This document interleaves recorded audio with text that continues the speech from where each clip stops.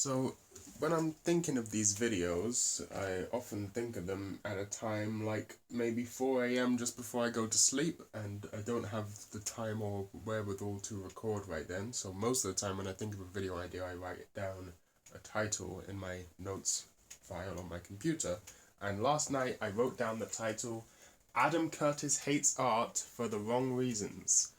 Now, I barely remember what the fuck I was thinking when I wrote that title, but apparently that's what this video is. By the way, if you're wondering how I'm doing after yesterday, I'm doing completely fine. I just did some blood tests and whatever.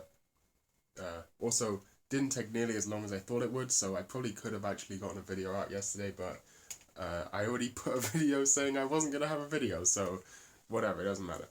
So, Adam Curtis Hates Art. And now this video isn't really about Adam Curtis.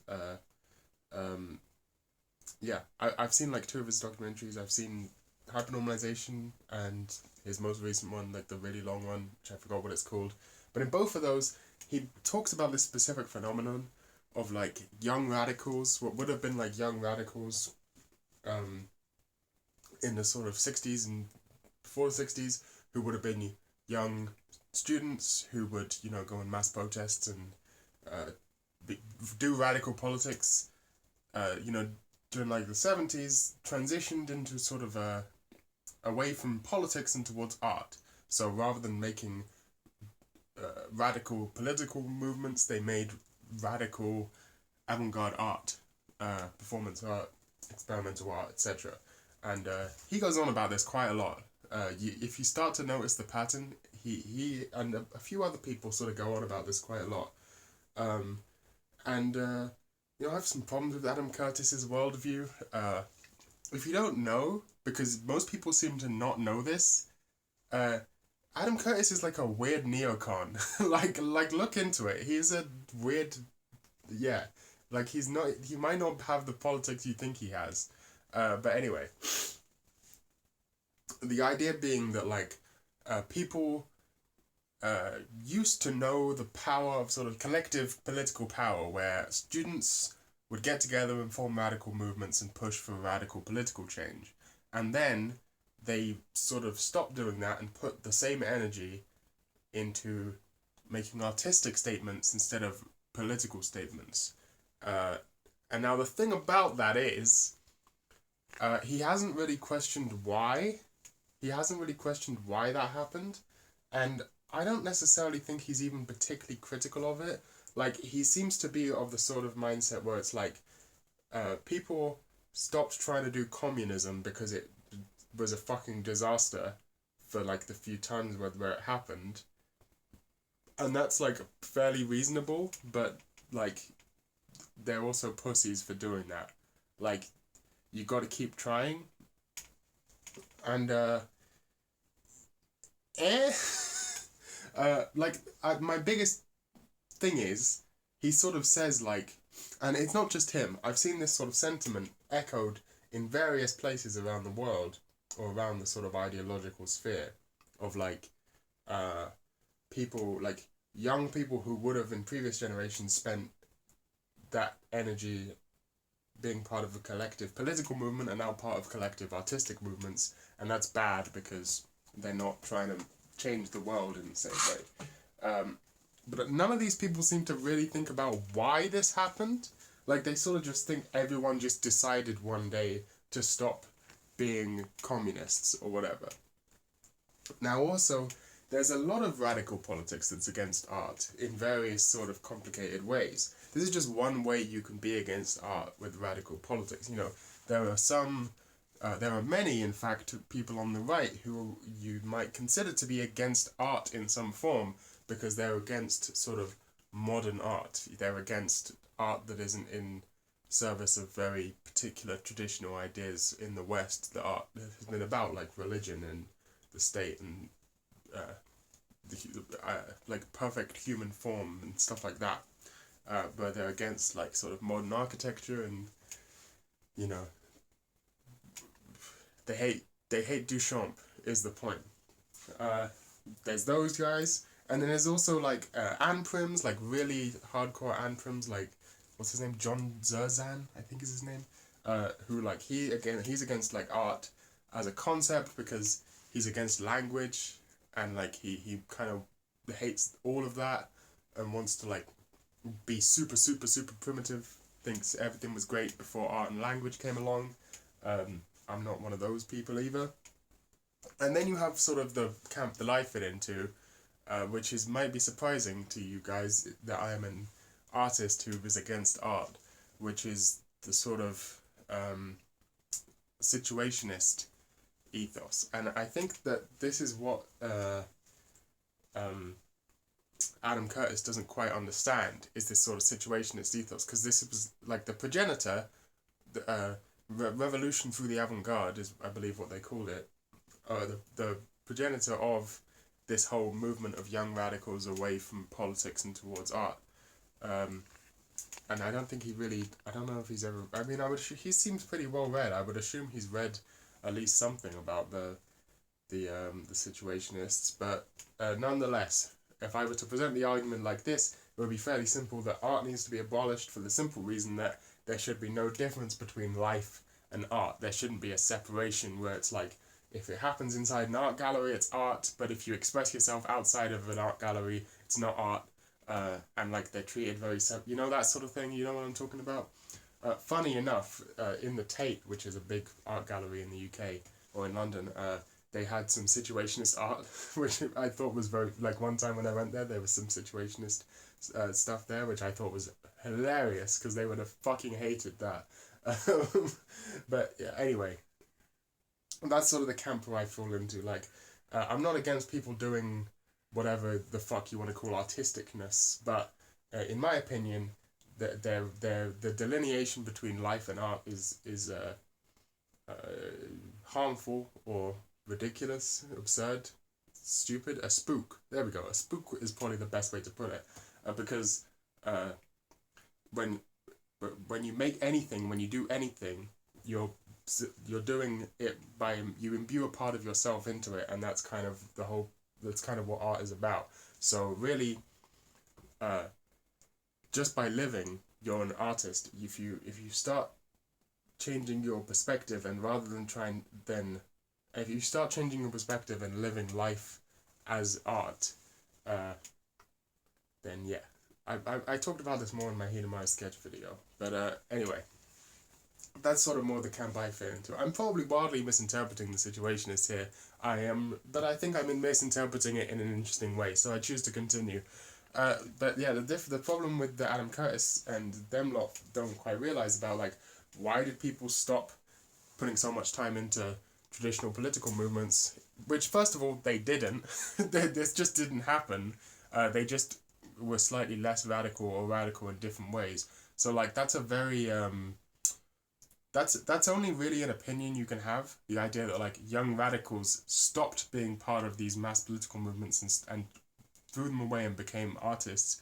That's really only a position you can have if you're only looking at straight white university graduates. Like, gay people never stopped, trans people never stopped, black people never stopped. I think that's just a weird thing to say, like this happened to everyone when it didn't. It only happened in like a very small subset of sort of radical politics. But you could make the argument that those are political in a different way. The sort of, I hate to use this fucking word, but like identity movements, they're not it's a stupid, I mean they are sometimes, but like everything's an identity movement and nothing's an identity movement. It's not really a very helpful term, but I can't think of anything better. They're like, not changing, they weren't for grand economic change. That's also not true, by the way. Historically, a majority of identity movements like black liberation, LGBT liberation, etc., have had strong economic backbone, although these days maybe not so much. It depends where you look. Again, these things aren't monoliths. Like, you can't really make sweeping statements because none of these political movements are monolithic, and none of these groups of people are monolithic. You could talk to one black activist who's a very strong Christian. You could talk to another who's part of the Muslim Brotherhood. You could talk to another who is some like Afrofuturist against all religion type of situation, like really hates religion, think it's, and they're all part of, in some people's mind, they're all part of Black liberation, but at the same time, it's not a monolith. People have various different opinions within these movements. It's not, there is no like, and suddenly everyone stopped doing radical politics and became artists. That didn't happen. Like, that's just made up. However, that aside, if we just imagine like, you can't, although that's wrong to say that happened, it, to an extent, it's true as well, in that radical art or avant-garde art did become a bigger deal at a certain point.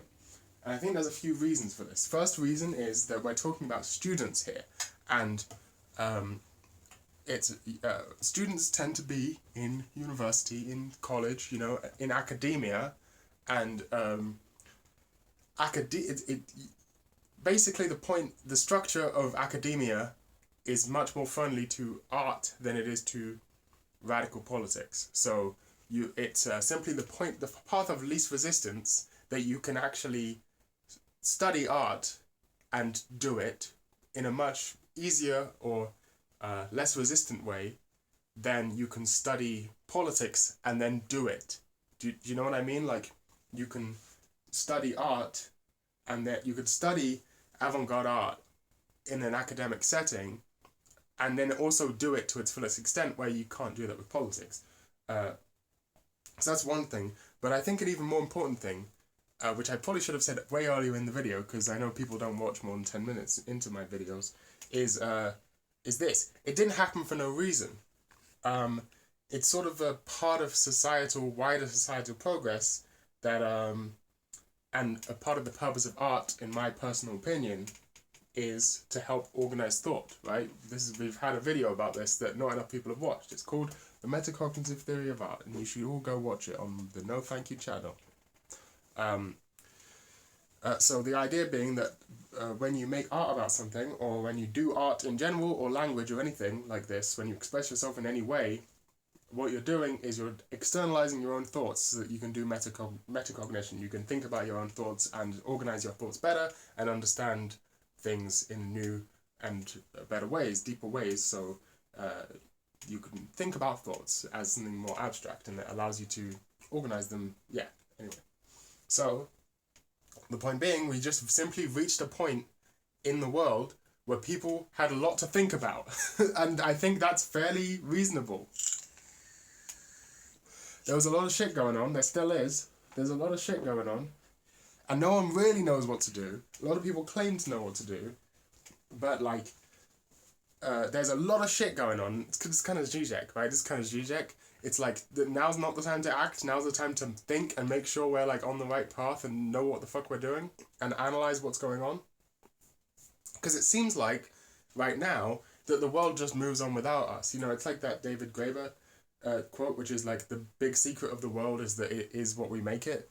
That is a big secret, and it doesn't feel true to most people, that like the world is what you make it. It feels like almost everyone is completely powerless, even with big group power. So like, take the Iraq War protests. Some of the biggest protests in history against the Iraq War in the 2000s did literally nothing. They had zero effect. Like, how do you respond to that happening? How do you respond to all the old modalities which we're supposed to use for social change just stopped working? Protest stopped working. Party politics stopped work. Like, and all of these things just broke. They just stopped. Like, everything we'd been doing for 200 years just broke. No one knows what the fuck to do, and so people are trying to work shit out, and the way you work shit out is by doing metacognition and making art. And making art helps you sort things out.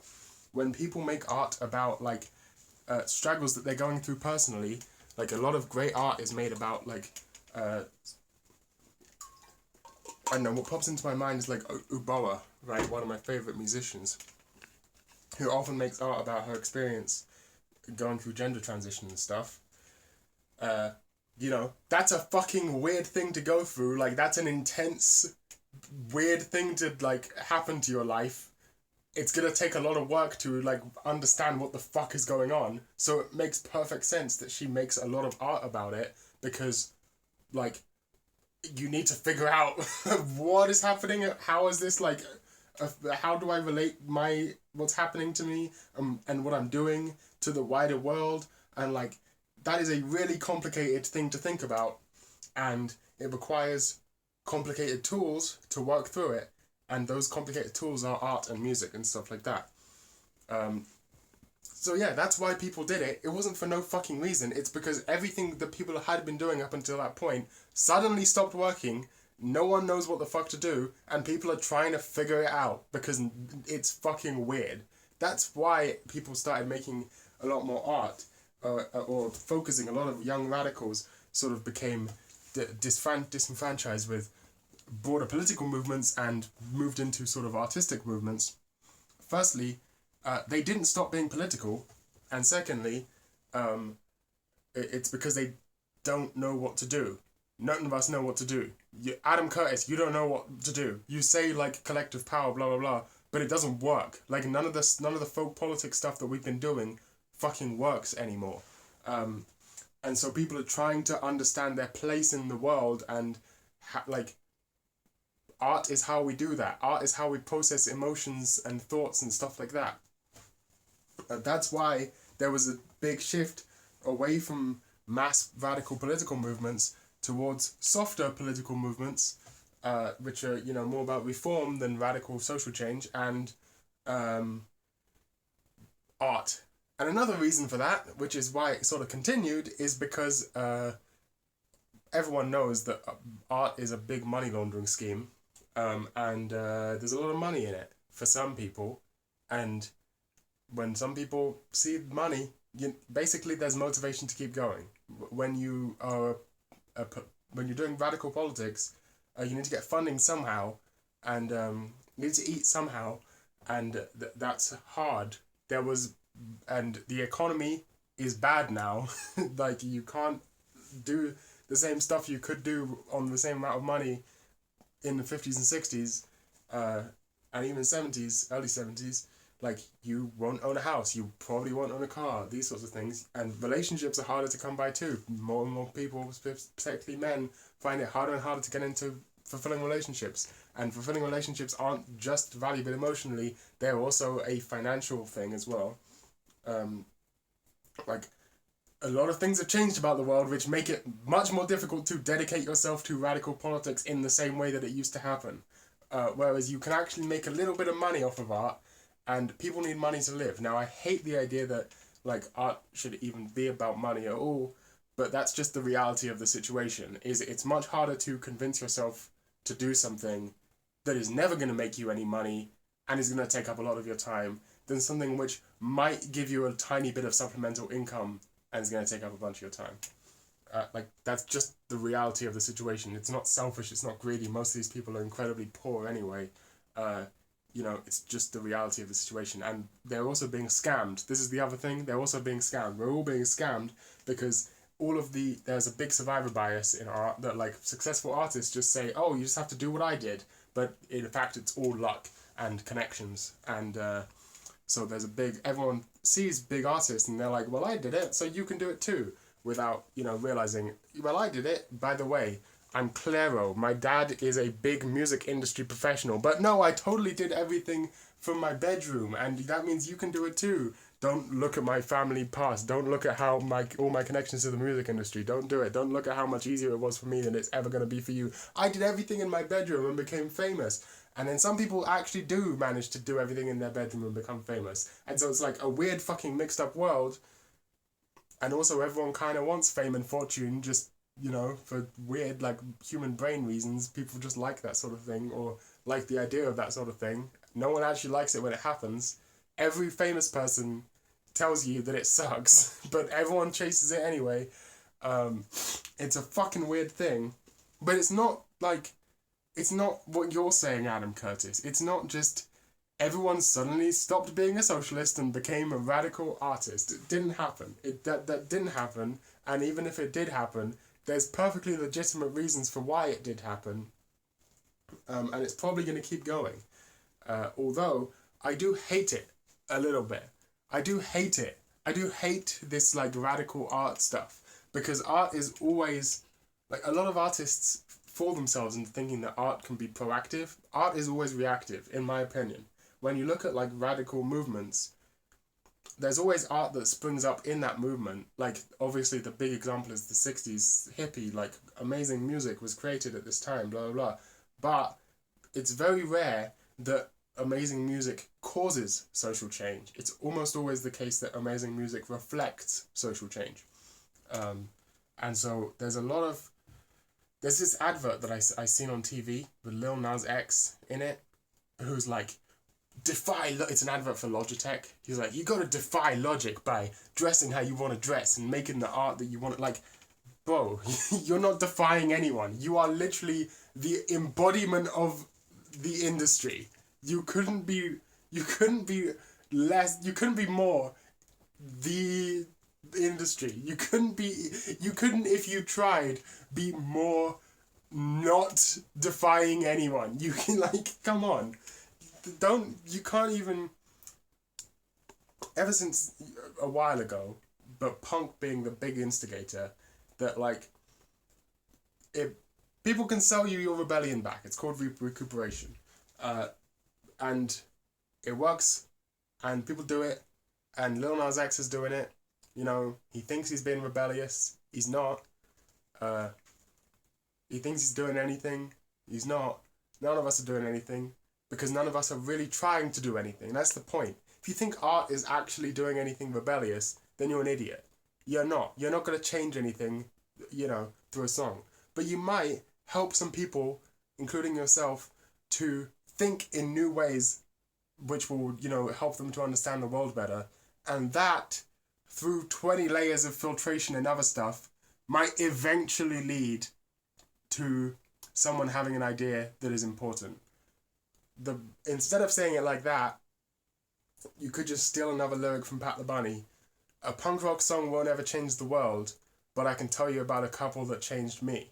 That's really the whole point of all of this shit, right? It's not about change. You're not trying to do that. If you're trying to do that, you're going to fail. I found this out very easily. This is why N-Cycle-Futility is called N-Cycle-Futility. Because when I went into that album, it was going to be called N-Cycle. And the idea was to think of a way to end the cycle of nostalgia, to make radically new music that somehow would bring me out of looking back at the past, or bring, you know, just do anything to further that idea. And while making that album, I realized that is both futile and not particularly desirable anyway. And so I called it N-Cycle-Futility, because it's futile to even try and end that cycle. And there you go. And that's the point of art, is that while making that album, I changed my understanding of the world. I changed my understanding of myself. I grew and learned and was able to think about things in a new way. There you go. That's the point of it. Not to create radical political change, because no one knows how to do that anymore. You don't know how to do that. You just think, if only we kept doing the stuff we were doing before. We tried doing the stuff we were doing before. It didn't fucking work. It just stopped working at a certain point. The powers that be, figured out how to stop it from working. There's some people who are working on new ways to, you know, like, the new ways that might work. But it's very, very early days. You know, there's like 5 books about it so far. We're early fucking days, and we've entered a new epoch in human history, and no one knows how to change things anymore, from the bottom up. Like, people are still figuring it out. You know. But one way you can change things is by using free open source software. So go to fsf.org to learn more about that. That's my only thing I know. The only thing I know for sure is that in all of politics and everything else is like, is this good, is this bad? But free software is good. I know that for a fact.